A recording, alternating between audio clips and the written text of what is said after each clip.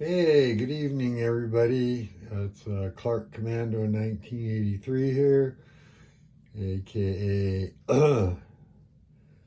Mark Ruggiero.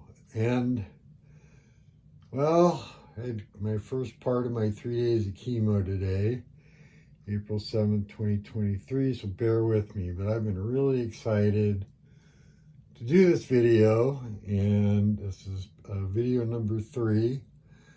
My after action report, how to play, etc., etc. This one may run a little long, so please bear with me. Any mistakes obviously are mine and my wonderful chemo brain. So, first thing I'm going to try to do, okay, is I can zoom in. I know the lighting's not ideal, but as I've always said, I do these videos because I love to do them, and if they help you out, great. And, well, if not, you're probably not going to watch. If it runs a little long, watch it in parts. If you like it, please do subscribe and like and comment. I really like reading the comments. Anyway, it just kind of helps me along and makes me know that somebody's watching it. And I know you do because I see the views and whatnot. So that being said, I'm playing scenario 1. So they're not scenario 1. I'm playing the first day full format scenario.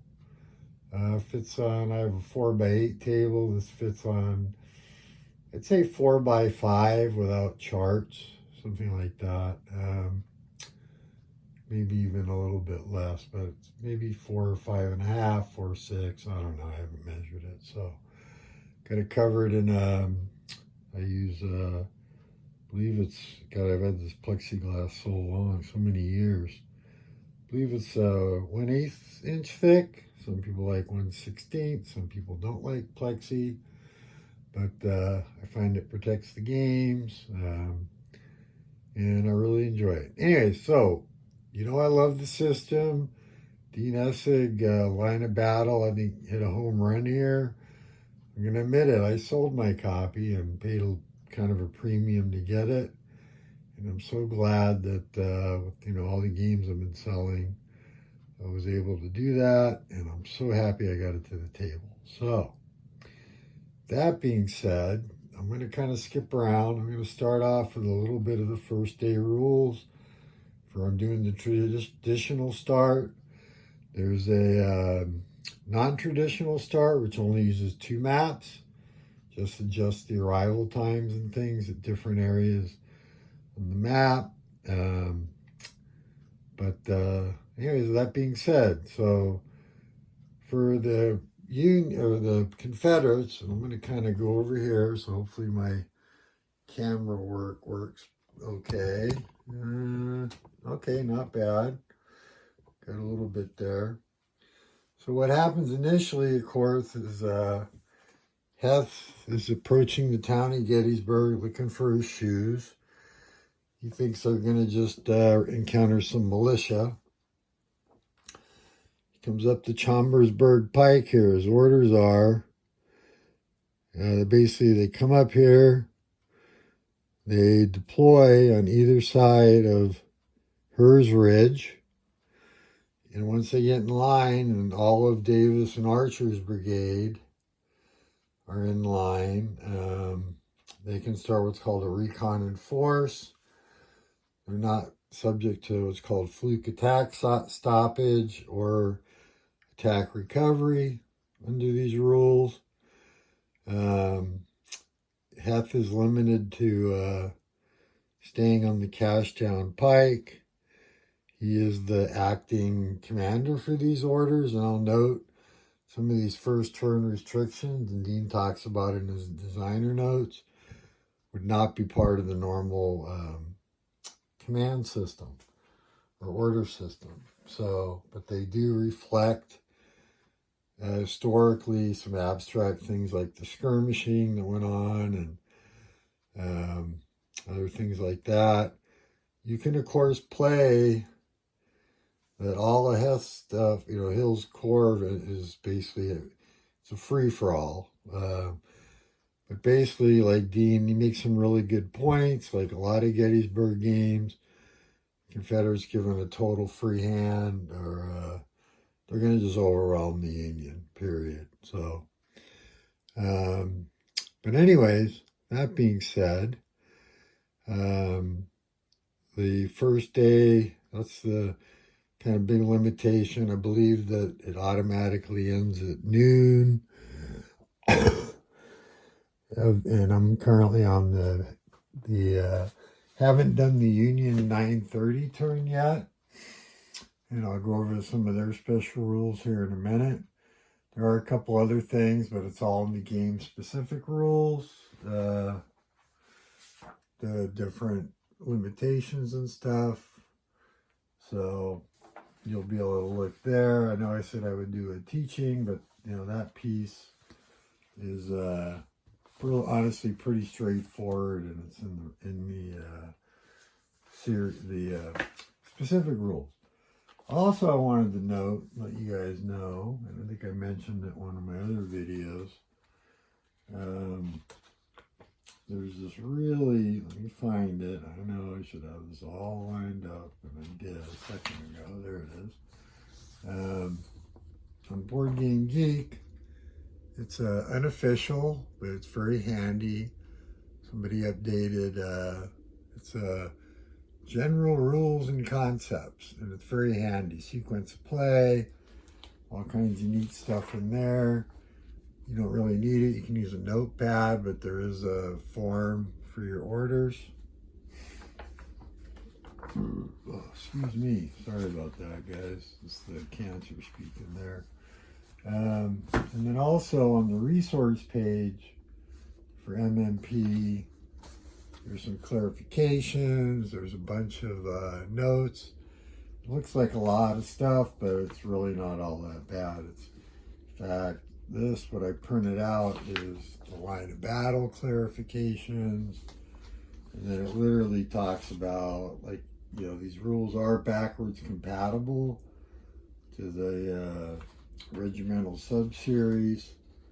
So there's different stuff in there about how to do that. Also, you'll notice over here, let me try to zoom in a little bit, see if I can get this to work without really screwing stuff up. You'll note you got this Pegram's batteries of artillery, and they come with their own little battalion headquarters. Let's see if this will show up. Oops, come on. There you go.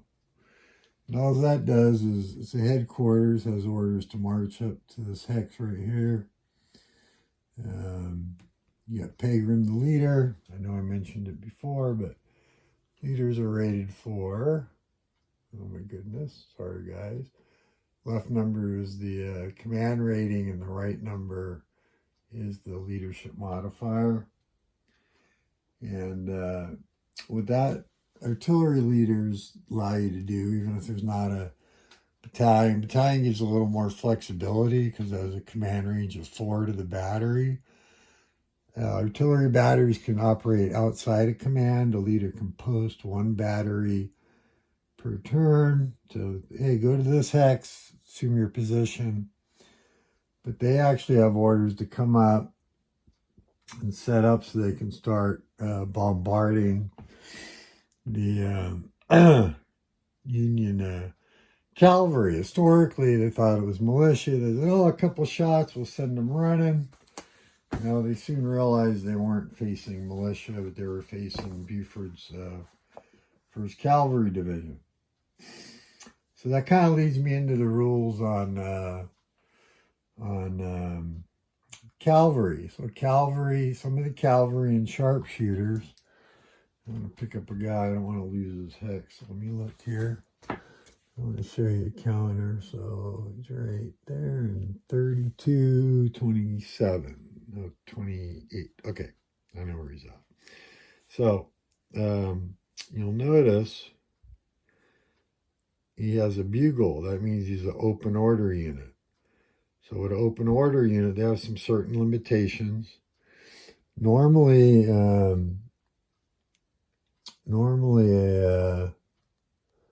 shit, where was you? Right there, I think. All right, now close enough. Normally, units pay, especially when they're in line, they'll pay a formation cost change. They'll pay one to move into a frontal hex side, and they will pay a movement point to change facing. Open order units, each unit, and it's on the back of the player aid card, pay one to change formation, have a movement allowance of 8, which is above a 6 for infantry in line. Different terrain costs are different. They also don't pay for facing changes. One of their limitations is they can only fire 3 factors out of a hex. They don't suffer what's called small unit penalties. You can read about that in the rules. I'm sorry, I'm not here to cover every single rule. But what's interesting is for the cavalry in this game, if they take casualties from artillery or what's called opening volley, they keep track of that. And for every strength point they lose, the next turn you roll a die, and if you roll that number or equal, all the cavalry disappears.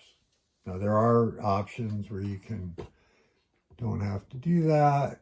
Let me zoom back out.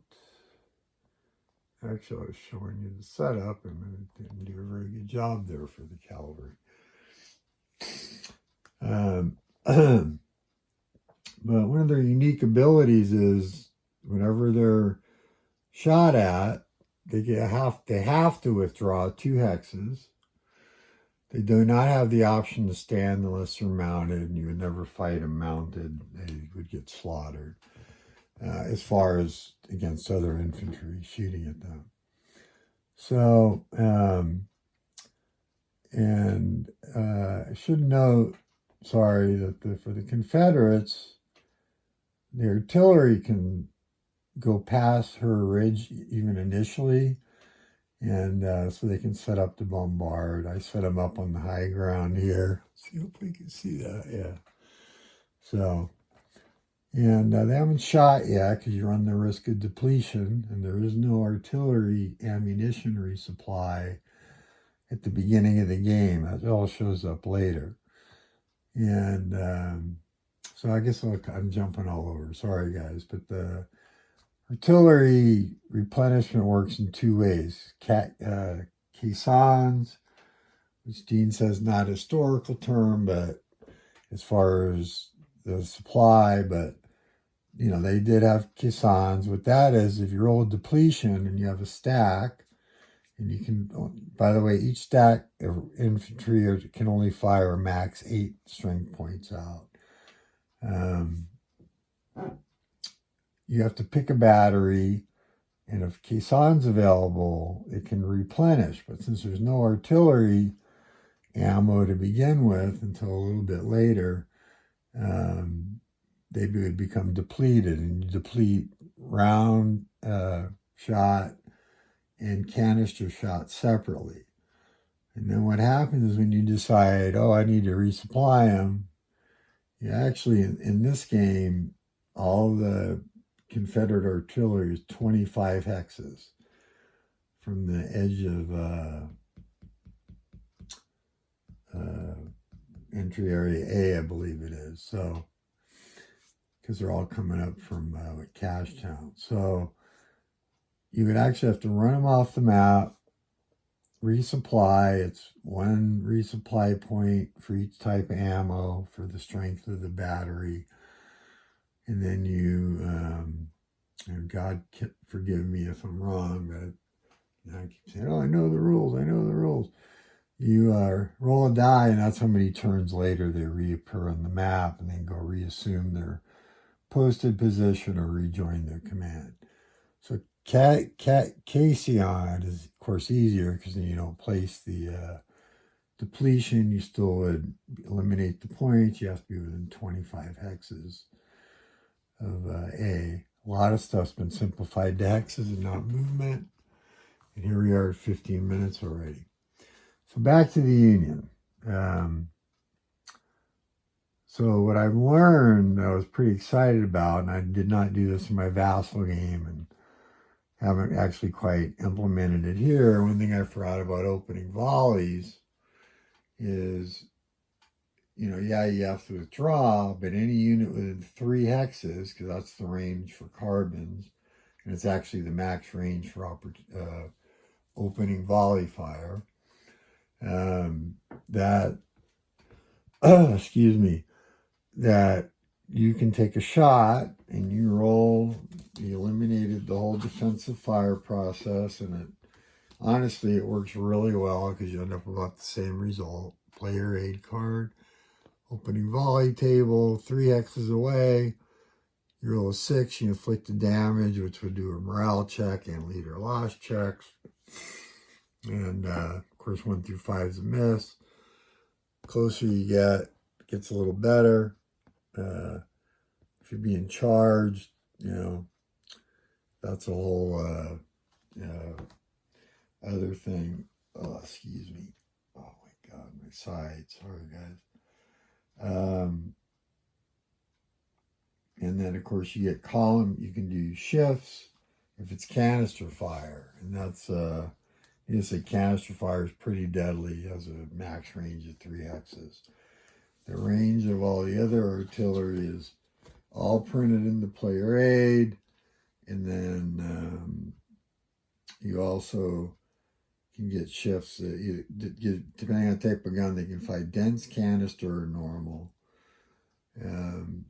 But there is column shifts for ranges. So the objective of the cavalry is really to stay alive, you know, make the Confederates come up, and you know, take really, and you know, give them as crappy a shot as you can, shoot back when you can. Caliph's artillery battery for the Union is not subject to the automatic disappearance. Now, so one of the things I was pretty excited about is just the ability to study the situation, how the rules work. And I said I'd cover a rule that a lot of people miss, and I almost missed it. So your brigade commanders, you know, these rated 0 ones, the rule a lot of people miss is that when they're under attack orders, which this recon and force is an attack order, you roll a die. And if you roll a 1, when they're activated, you have to do this in orders. You have to say, oh, I'm going to activate, all right, I'm going to do Archer's Brigade, and he's going to, you know, advance, you know, under the direction of the attack orders they're under, in this case, the recon and force. But if there's 0, you roll a die. And if you roll 1, they don't get to move. They can still shoot if they're in range of anybody, but they can't move. If they roll a 2 or a 3, they get half their movement, which would be 3 and, you know, 3, because they're in line. And of course, a 4 or 5 or a 6, they get their full 6 movement points. So really interesting order, adds some more friction to battle. I find it very interesting. Oh my God. Oh, sorry guys, my bile bag's giving me some issues. I have a surgery scheduled for Friday to get it, the tubing replaced and stuff. So anyway, sorry, enough about the health stuff. So back to the open order cavalry. So one thing that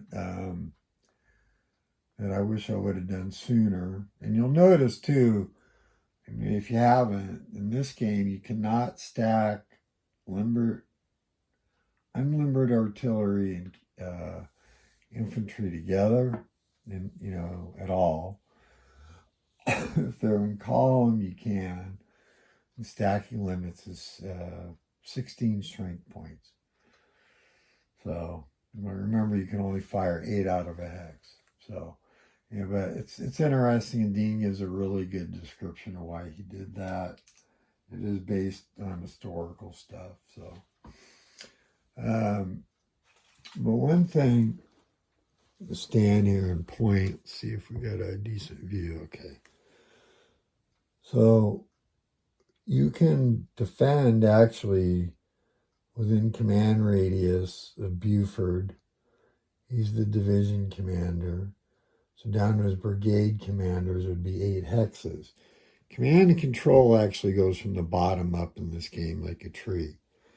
So the regiments have to be within 6 of their brigade commander. Anybody that's not in a command radius, if they move, has to move towards the command radius. But it goes from the regiment to the brigade is 6. From the brigade to the division's 8. And then from the division to the corps is 12. And then from the corps to the army, but you don't actually have to trace that, so that's more for orders. And the delays is 20 hexes.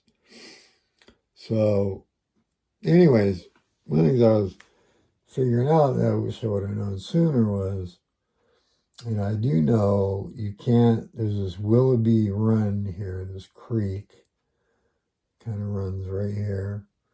That's as far forward as the Union could defend. And also once Reynolds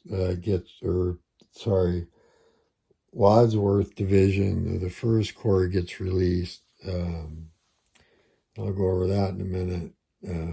They get to do, Reynolds is on fire, gets to do an automatic order, automatically accepted at all levels, which, like I said, kind of violates, they're not, it's an exception to the normal rules. But I'll go over those in a minute. But so if you're, if you spread out this cavalry enough, and their job before the Confederates start coming across is probably to get as far forward as possible, but keeping in mind they're going to have to withdraw. And I am going to give you a little example here in just a second. But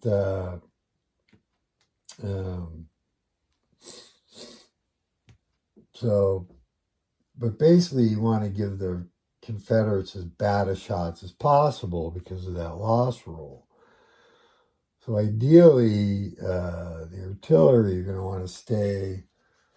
I gambled a little bit in my vassal game, and I may do it again here because the Confederates still got to roll pretty high. Because, you don't want to get closer than probably 6 hexes, and because that gives them a column shift to the left, and most likely even better at 10 hexes because that's 2 column shifts to the left for the artillery, and you don't get to withdraw from that. So, but anyways, the idea would be to spread out as best you can by not be adjacent to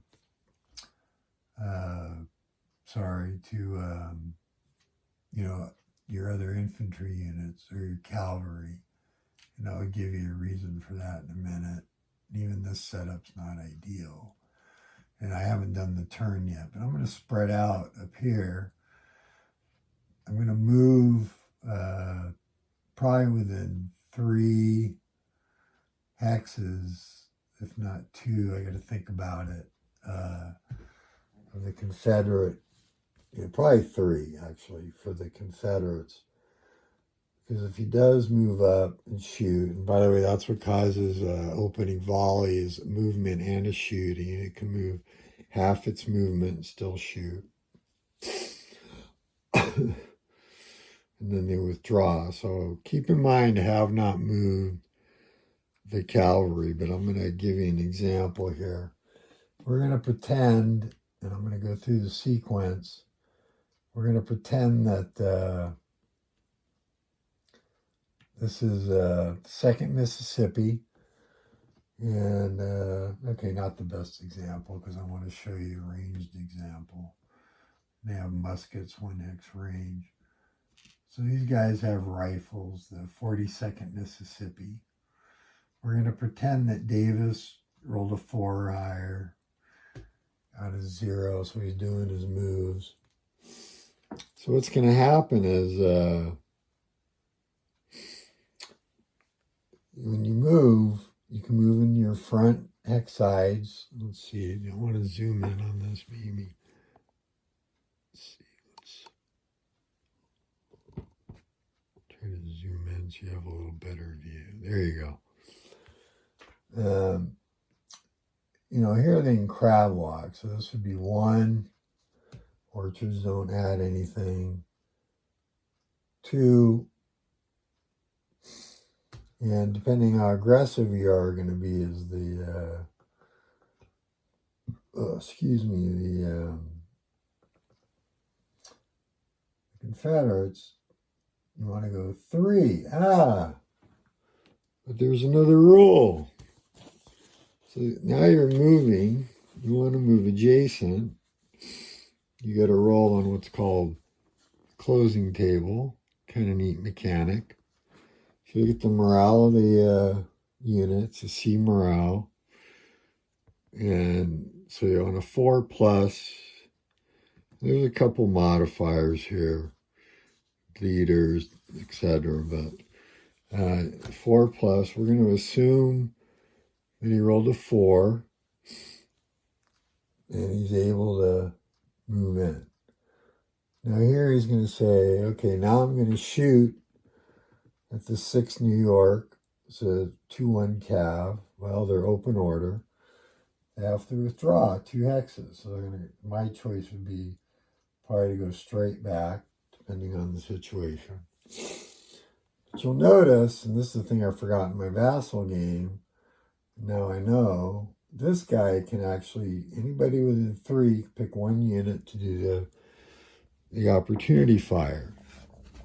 Or the opening volley, you call it opportunity fire. Sorry, guys. So that's another nice process that Dean really simplified. Honestly, works really well because I've played a lot of the different systems. Let me find it here. There we go. Come on, Mark. Get your shit together. Opening volley table. So there again, you can see the, where'd it go? There it is. So you can see the Cavalry has a 2-hex shot. Are there any modifiers? Let me look. Shift 1 column. No, so there's not. So you're going to roll a dice, and on a 1 through 4, no effect. A 5 or a 6, Confederates take a loss, and we'll take a morale check, etc. And then, of course, he could fire at him, but he actually can't because, look, it's a blocked line of sight now. So, not a bad position. Now, let's say for a minute the Confederates are like, oh, I want to be aggressive. I know I can force them back, but I'm not going to try to close. And by the way, if you fail your closing roll, you can still shoot from the hex that you're in. Just becomes a fire. So remember, you can move up to half your movement and still fire. So, of course, that would have been a 2-hex shot, and they would withdraw. And this time, the Union would only have a 1 through 3, but, you know, so, yeah, but anyway, so that's how that works. So I think the okay example of closing. And of course, he simplified the close combat quite a bit. And you're not going to be able to really do it here because of the automatic withdrawal, I don't believe. So, but you basically would take a second closing roll And there's a whole process for that in the rules. All right. So that being said, there is a leader loss. That's important. So that's another table. And let me find it here. Here you go. Let me show you the table. Let's see here. And, no effect, wounded, killed. Captured as if the leader's by itself in a hex. And an enemy unit enters. Tells you what you do, how to handle artillery retreats, gives you rules references. And basically, the reason I brought up, so that's important, because in this game, of course, the brigade commanders just flip, and they move to different hacks, and they become these zero kind of crappy leaders. If they're division commanders, corps commanders, and God forbid your army commander, of course, Reynolds is destined to die. It was an optional rule. You don't have to have that happen, but there's some interesting things that the Confederates can do that will make you pay if you choose that as one of your options. And I'm trying to flip the page here.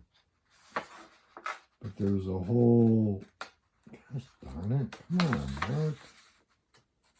I'm just trying to flip a page. There we go. Is that it? Yeah, there we go. All right. So the seniority list, you have to do promotions. Page 27 and 28 of the last chance specific rules. Very interesting system, really cool. I love it. But it tells you have to basically promote a brigade commander to take the place of a division commander to take the place of a corps commander, and it's kind of like a chain reaction. So you're going to be tempted to use your leaders in combat, but be wary, because the army that uses them a lot and loses a few is going to pay a pretty steep price. You're going to have a lot of brigades with 0 leaders, and etc. So that being said, I said I'd cover the Union special rules. So I'm going to do that pretty quickly here. And then, I'm excited about all these little details, guys. I just totally love this game. Love this system. As I delve deeper, I plan to do more videos. I really hope that, to take Washington still in print, you can get for cheap. If you want a copy of this, I think it's well worth the money. It's my opinion. And I, of course, had to sell a lot of my collection because of our medical costs. But this is a keeper for me. It helps keep my hope alive. So let's see, how far are we in? Wow, 30 minutes. Okay, 33 minutes. So let me go over the, I'm going to use my unsteady hand here a little bit. Sorry, guys. I know people don't like that. But basically, you'll notice a couple things. Color, entered the map. I'm playing the traditional entry. But this is the hex the column all stops in until they get further orders. It's hex 928 on the south map. So 28, yeah, correct. And then the column goes back. Goes back. Now, here come the big boys, Iron Brigade, all that. They start in line way back there. And they basically sit there until they get released. Why do they get released? Well, every turn starting on the, 8:30 turn, I believe, you'll die. And the first turn on a 1, they get released. I'm going to zoom back out here. On a 2, the next turn, 3, until they get to a 5, and then automatic. Well, I got to tell you, as a Union, you're open to roll that 1 or a 2. My vassal game, I got them on, I believe, the third turn of eligibility. In this game, I got a little bit lucky, got them on the second, rolled a 2. And then basically what happens is they're released, they march to catch up to the rest of Wadsworth Division's Color Brigade. And then they stop until Reynolds can issue orders. Once they're released, he can issue orders at 9:30 a.m.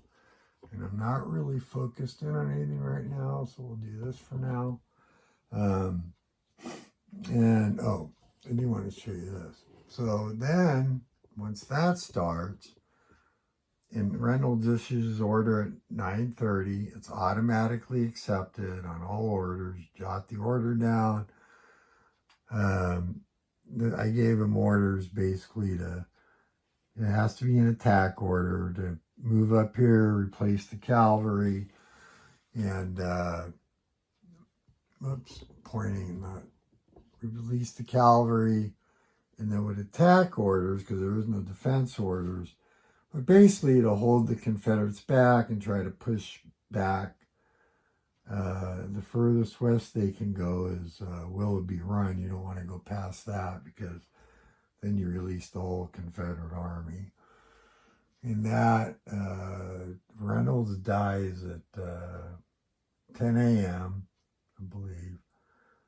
10 or 10:30. It's in the order of arrival. And that's automatic, doesn't impact the order. He's a great commander. And then you have to, of course, promote by seniority because he's the acting army commander because Meade hasn't shown up. What I wanted to show you was, what happens is, so he's the lead here. So this unit here, this part will start to be able to do double time. What double time is, or quick time, not double time, quick time, I believe, quick march. They get to move up to 16 hexes, not movement points, okay? This hex marks where they can go off the road and start cutting across country. And that's where they did historically. And the double march ends for that unit as soon as they enter line formation. So they're trying to get over there as fast as possible because if the Confederates are able to get, I believe it's this road here, by 4 o'clock, this road by Schutze's Woods, the Seminary Road or whatever.